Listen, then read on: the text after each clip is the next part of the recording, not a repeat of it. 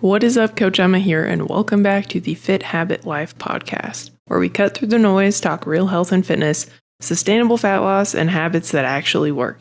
And today on the podcast, I will be talking about how to drink responsibly during the holidays.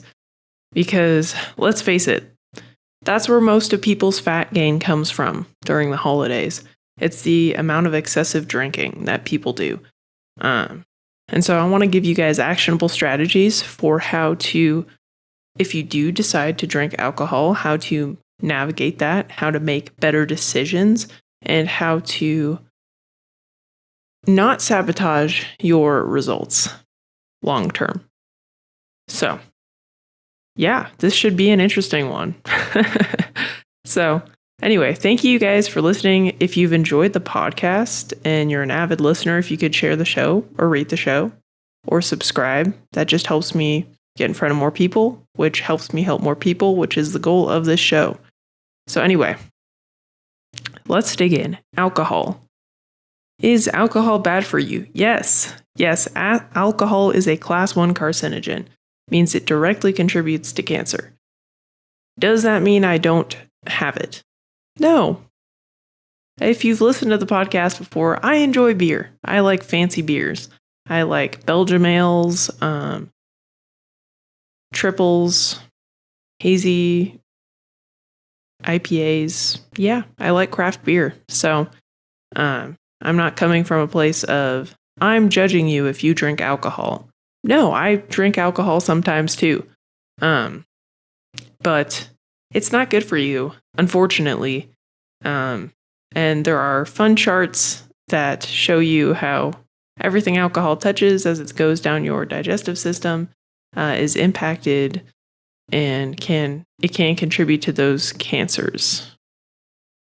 Basically every part of your body. So fun times. So alcohol, it's not good for you, but most people know that, and doesn't mean you shouldn't ever enjoy it. Like if you were eating cake all the time, that could contribute to obesity, which could contribute to cancer, which could contribute to poor health outcomes. So really it's the intentionality behind it. It's the control. So if you're using alcohol to cope with stress, if you're using alcohol to escape, that's not going to be healthy either. So it's how are you using the alcohol, and is it something that has a hold on you? If you're someone who you use it to cope with things, it helps you escape from things, then that's pretty unhealthy. And then I'd say probably should not consume alcohol.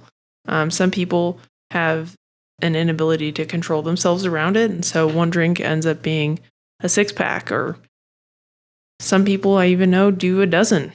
I'm like, I would literally be dead. I have a very low alcohol tolerance. But that, like, if that's you, then you probably shouldn't have alcohol, and that's okay. Alcohol is not good for you. If that's not you and you just enjoy it and you enjoy having it on occasion, then this is more for you. If you struggle with alcoholism or unhealthy relationship with alcohol, this episode is not for you. You should really just not drink alcohol.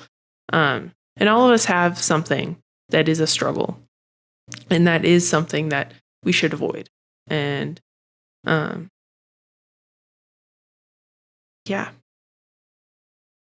So anyway, that being said, if you don't struggle with alcoholism, you can enjoy alcohol responsibly.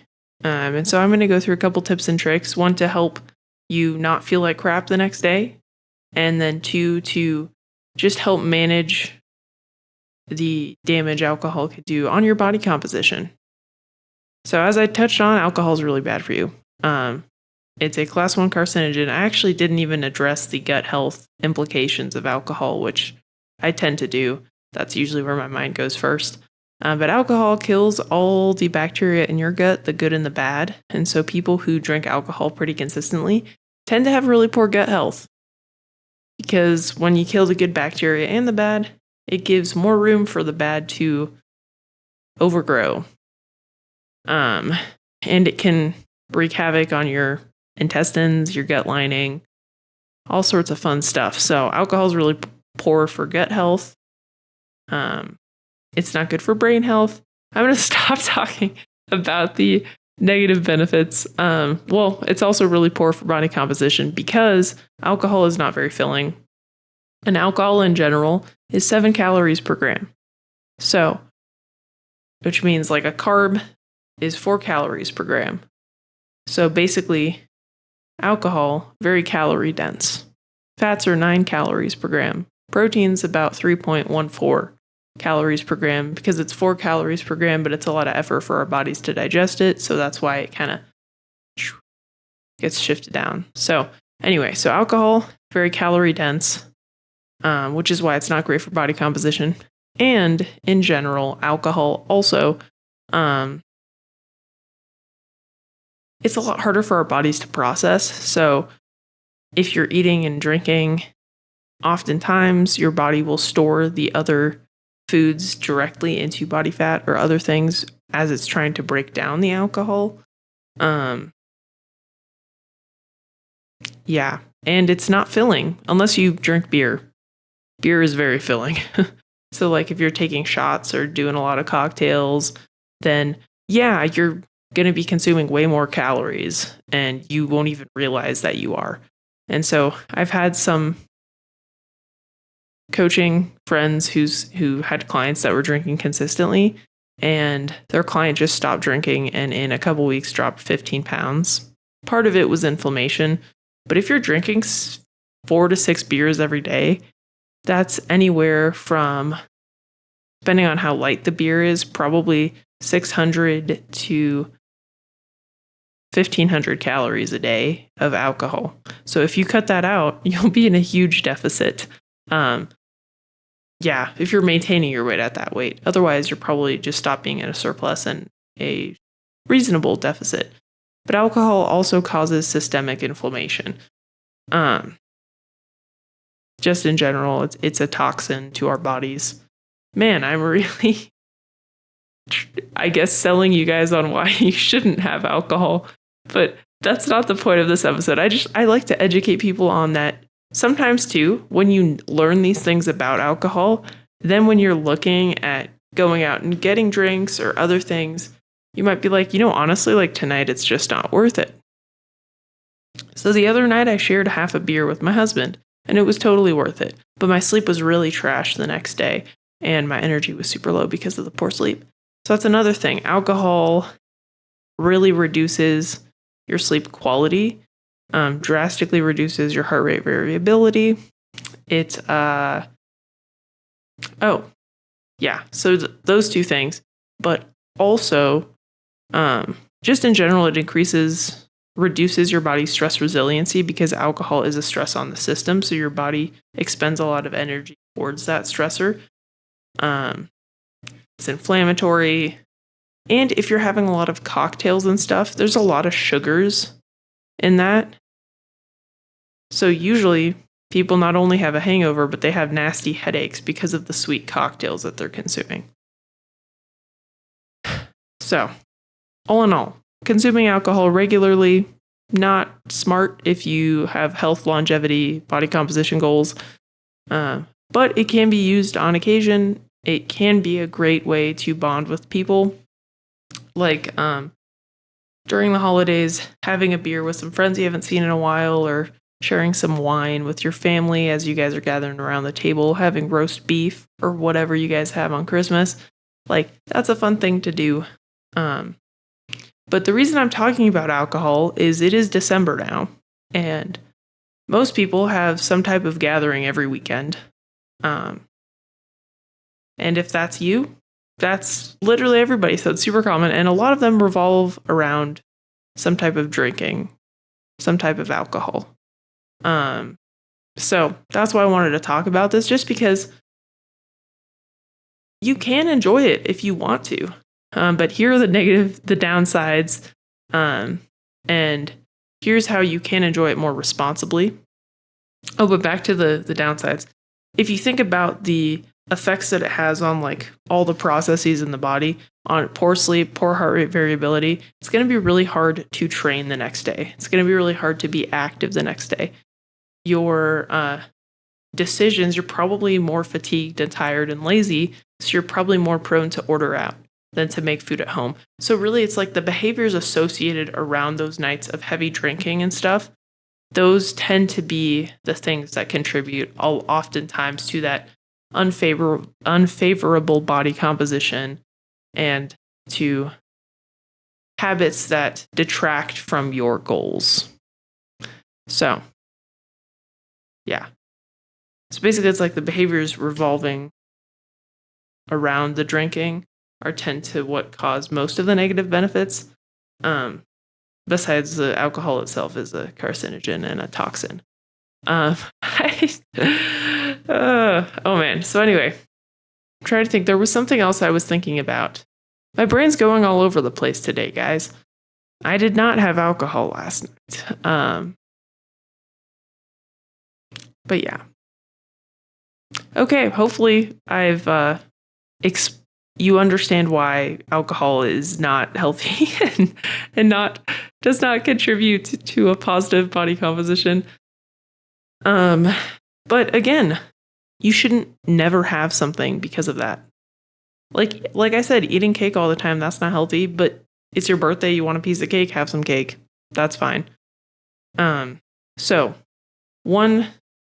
first I'm going to talk about just like pre-planning things that you can do to just help you make better decisions around alcohol. That was the other thing.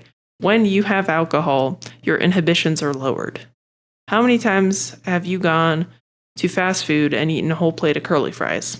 I have multiple times. In college, it's called the Bronco. It was like a fast food thing. They had like plates of curly fries. I've eaten multiple full plates of curly fries. So not only is the alcohol very calorie dense, but your inhibitions are lowered and you probably have like the drunk munchies, and you probably order something that's not really going to serve you body composition wise or health wise anyway. And you eat way more than you would have because your inhibitions are lowered. Anyway, but you can prepare for the alcohol. You can plan ahead. You can make better decisions by setting these kind of your own rules and guidelines around things. And this can be used for anything. So even if you don't drink alcohol, if you're like, you really like cake, pie, whatever, and you're like, hey, look, I got Thanksgiving coming up, or maybe it's past Thanksgiving now. You've got Christmas coming up and there's going to be a plate or a table of treats and sweets and other things. And you're like, I want to have some. If you set a number for yourself, like I'll allow myself to have 2 or 3 of those cookies. You might have 4, but you probably won't have 5. Same thing goes with alcohol. So if you're like, I will allow myself to have 2 drinks tonight, or 2 drinks at whatever gathering you're pre-planning for, you'll probably have 2. You might have 3, but you probably won't have 4. And so that's what I've noticed with a lot of clients. Just setting a limit on something helps you make better decisions.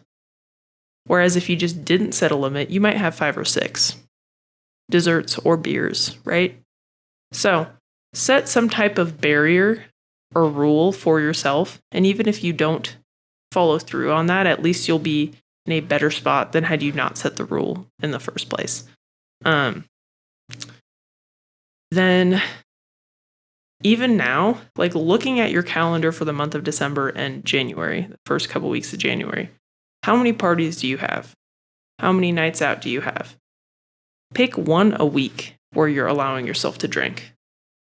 If you're a regular drinker, maybe it's 2 a week. I don't drink very regularly. I drink very rarely. I think there was like almost a 10-month, 8 or 10-month period where I didn't have a single alcoholic beverage. I didn't even realize. I just don't drink. Our friends don't really drink. I do like beer though. I was also going through a gut health protocol, so I couldn't have alcohol. As I said, really bad for gut health. So anyway, so for me, like drinking once a week is like a lot. But realistically, I have there's probably like 2 days, maybe 3 in December that I'll have an alcoholic beverage. We're going to California. I work part-time for another coaching company, and so we have a holiday party. Probably going to have a couple alcoholic beverages at it because it's really fancy, fun party. And then maybe Christmas, have a nice beer. Who knows? So yeah, so that's kind of what I'm thinking and planning ahead for. But anyway, look at your calendar. Look at how many gatherings, events that you have, and pick one a week or however often that is for you. That is like comfortable, but set like days for that. Because again, if you're drinking every day, you're probably going to gain a lot of weight or just feel really crappy, which is going to lead you to make poor decisions, maybe lead you to be less consistent because you're tired all the time, sleep deprived, poor quality sleep, probably not training as consistently, maybe struggling to get your steps in. So setting those like specific days is just going to help with that. And then you can pre-plan. So let's say you pick those 4 days, you say 2 drinks a day. Okay, so pre-plan what cocktails you're going to have or what beverages you're going to have. And if you track your calories, you can actually allocate calories towards those alcoholic beverages. That way, you might be inflamed the next day, you might feel crappy, but you're not going to put on a bunch of weight. You'll just put on some inflammation. So it's another way to do it. If you don't track, what I recommend doing is the days that you are having cocktails and drinks, just going a bit lower carbohydrate on those days. Maybe doing more protein and fiber-centric, fiber-forward meals, front-loading your day with protein and fiber. So like lean cuts of meat, like tri-tip, sirloin, chicken breast, chicken thighs, ham, and pre-planning your day so that you have those extra calories allocated for those alcoholic beverages that you're going to budget for, essentially. And then maybe on those days that you do go out drinking, you do your hard workout that day too, so that next day, it can be your rest day. And so you can be lazy and you won't miss your workout. That's another tip too, is like doing the workout on the day that you're going to go drinking. One, you'll be probably expending a little bit more calories just by trying to get strong, build some muscle. But two, then that next day, you won't have to go to the gym when you feel really crappy. I do know some coaches and some of my coach friends, what they'll do is they'll put a really hard workout the day after drinking so that they don't overdo it. So that's another strategy you can implement. If you're like, well, if I do it that day, then I probably will overdo it tonight on the drinking, then maybe you put your workout for the next day. Maybe leg day is the day after you drink. That would give you some barriers, right? And then just in general, if you are drinking, alternating beverages between alcoholic and non-alcoholic tends to help slow it down a little bit. And personally, what I'll do when I'm not drinking, but I'm at a party where people are drinking, I'll probably have a club soda with lime, because some people, especially if they're intoxicated, tend to be a little bit pushy and might want you to drink even if you don't want to. And it can be really annoying to tell them, I'm good, no thank you, like 1,000 times. So I'll do a club soda with lime or have some type of beverage in my hand. And people will tend to either stop asking you or they might actually think that you're also drinking. So even if you're sober, if you're like, I don't want to drink at all, club soda with lime, hold it, sip on it a little bit. People won't bother you and you'll get to see them do ridiculous things. So another tip there. Just in general, I've noticed personally, if I do it earlier in the day, like I'm not drinking late into the evening, if I'm drinking like at 5, like a happy hour sort of thing, or earlier on in the evening, and then after I drink, I'll have like a little protein thing or a little, food in my stomach, it tends to help as well. that next day. I don't feel as hungover. I don't feel as crappy. So usually when we drink, it's not super late at night. It's like before a dinner. I am like an old lady though, and I don't like to go out at all, really. I go to bed at 9. So, yeah, I don't really stay up late and stuff. So for some of you, that might be a little bit different, but yeah, and alternating with just in general, a hydrating beverage that's not alcohol is going to help you feel less hungover that next day anyway. And then there's like 2 products that I use that have drastically helped the hangover. One is Z-Biotics.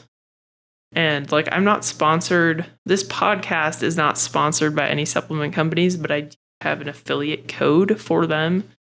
And so if you go to Z-Biotics and you use Fit Habit Emma, you will get a discount on those. And they're these little tiny, I guess they were genetically engineered enzymes that break down the acetaldehyde in alcohol, which is what makes you feel really crappy after a night of drinking. And so that helps. And then I will also take after my drinking. So you take that before, the Z-Biotic before. After the drinking, I'd use activated charcoal. But usually, so I don't have hangovers from the alcohol itself.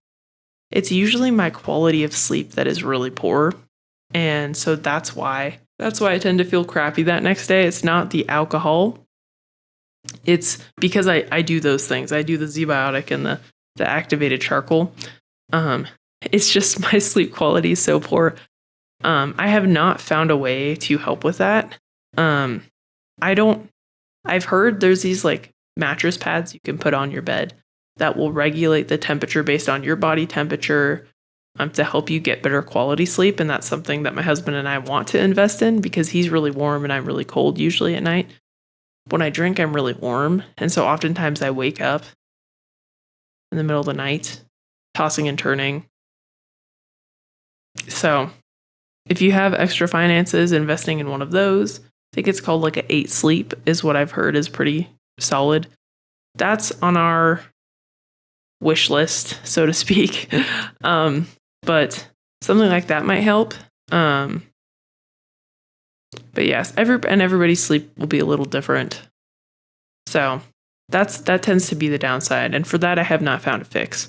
In general, really poor night of sleep, supplementing with higher doses of creatine tends to help my cognitive function anecdotally. And there are studies that show that. So doing a higher dose of creatine, like 15 grams, can help with that sleep-deprived day.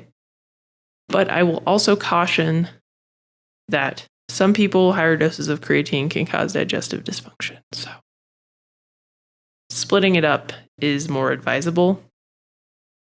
But anyway, that's all I got for alcohol. But all in all, alcohol is not good for you. But because it's not good for you doesn't mean you shouldn't enjoy it on occasion. Specifying the on occasion thing. But hopefully these tips and tricks will help you drink more responsibly, help you make better decisions so that in the end, you'll be working towards your goal and you won't be behind. Because oftentimes if you don't set any bounds, you don't try to prepare. This is another saying I did not make it up, but failing to prepare is preparing to fail. So if you tend to have the tendency to overindulge on alcohol, setting some boundaries and barriers should help you.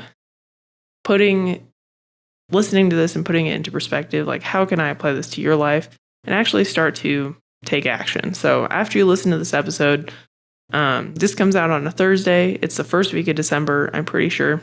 After you listen to this, look at your calendar. Map out the days that you will be drinking. The other days, don't.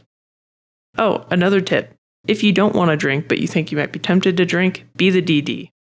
Drive to the event, and that way, you can't. Or if you can, it's only a little bit. I can't have any alcohol, or I feel it, because I don't drink very often. So if you're like me, drive to the event and you will not drink. So final hack. But anyway, set aside time, plan it out, set boundaries for yourself, and you'll probably end up in a better spot this January than you were last January. So anyway, thank you for listening. Hopefully this was helpful. But take action on this. Take action on this. And if it was helpful and you do take action, please share the show, subscribe, rate Fit Habit Life on wherever you're listening, because that helps me help more people. So anyway, I hope y'all have a great rest of your day, and I'll catch you on the next one. Peace.